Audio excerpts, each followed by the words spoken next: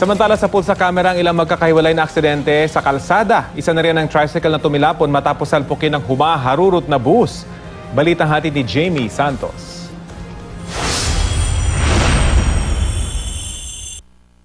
Walang gaanong sasakyan nang makuna ng CCTV ang tricycle na ito sa Tupi, South Cotabato.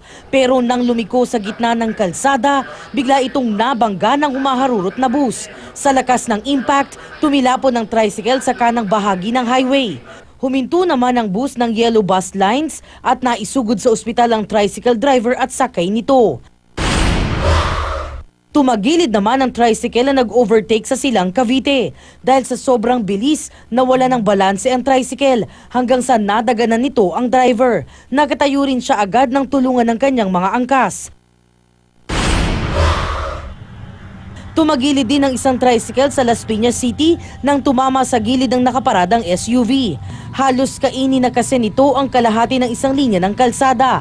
Agad na sumaklolo ang mga residente para muling itayo ang tricycle.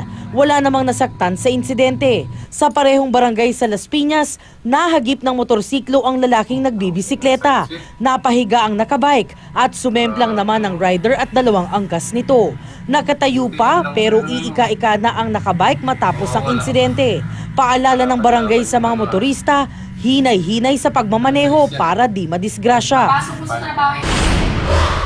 Sa Marcos Highway naman sa Pasig City, isang rider ang sumemplang ng masagi ng kotse. Pero sa halip na huminto at tulungan ng rider, dumiretso lang ang driver at tumakas.